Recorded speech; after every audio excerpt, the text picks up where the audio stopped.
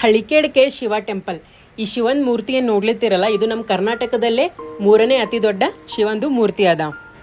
ಇದು ಎದ್ರ ಸಲುವಾಗಿ ಸ್ಥಾಪನೆ ಮಾಡಿದ್ರು ಅಂತ ಹೇಳಿದ್ರೆ, ಬರಗಾಲ ಒಳಗ ಎಲ್ಲೂ ನೀರ್ ಇರ್ಲಾರ ಟೈಮ್ನಾಗ ಇಲ್ಲಿ ಬೋರ್ವೆಲ್ ಹಾಕಿದ್ರೆ ಆಟೋಮೆಟಿಕ್ ನೀರ್ ಬಂದಿವಂತ. ಸೊ ಗಂಗೆ ಬಂದಾಳ, ಗಂಗೆ ಇದ್ದಲ್ಲಿ ಶಿವ ಇದ್ದೇ ಇರಬೇಕು ಅನ್ನೋ ಒಂದು ಕಾರಣದ್ಲಿಂತ ಇಲ್ಲಿ 5 ಅಡಿ ಪರಮಾತ್ಮನ ಮೂರ್ತಿ ಸ್ಥಾಪನೆ ಮಾಡಬೇಕು ಅಂತ ಇವ್ರು ಅನ್ಕೊಂಡಿರಂತ.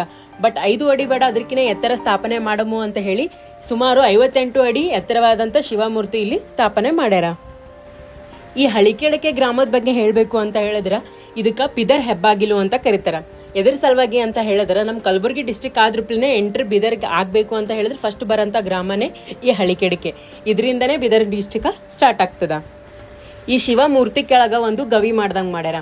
ಅಲ್ಲಿ ಒಳಗೆ ಬಹಳಷ್ಟು ಎಲ್ಲ ದೇವ್ರದ್ದು ಪೇಂಟಿಂಗ್ ಮಾಡ್ಲಿಕ್ಕೆ ಕಾಣಿಸ್ತವ. ನರಸಿಂಹಸ್ವಾಮಿ ಆಗಲಿ, ವೀರಭದ್ರೇಶ್ವರ ಆಗಲಿ, ಮತ್ತು ಬಹಳಷ್ಟು ಅಂಬಾಭವಾನಿ ಆಗಲಿ, ಎಲ್ಲ ದೇವ್ರದ್ದು ಇಲ್ಲಿ ಪೇಂಟಿಂಗ್ಸ್ ನೋಡ್ಲಿಕ್ಕೆ ಕಾಣಿಸ್ತವ. ಈ ದೇವಸ್ಥಾನಕ್ಕೆ ನಾನು ಒಂದ್ಸತಿ ಅಂತೂ ಬಂದಿರಲಿಲ್ಲ. ಯಾವಾಗ ನೋಡಿದ್ರು ಬರೀ ಬಸ್ ಒಳಗೆ ನೋಡಿ ನಮಸ್ಕಾರ ಮಾಡೋದು, ಗಾಡಿ ಮೇಲೆ ಹೋಗ್ಬೇಕಾದ್ರೆ ನೋಡಿ ನಮಸ್ಕಾರ ಮಾಡೋದೇ ಆಗಿತ್ತು. ಒನ್ ಟೈಮು ಇಲ್ಲಿ ಒಳಗೆ ಬಂದಿರಲಿಲ್ಲ. ಅದಕ್ಕೆ ನಾನು ದರ್ಶನ ಮಾಡಿಕೊಂಡು ನಿಮಗೂ ಮಾಡಿಸ್ಬೇಕು ಅಂತೇಳಿ ತೋರಿಸ್ದ.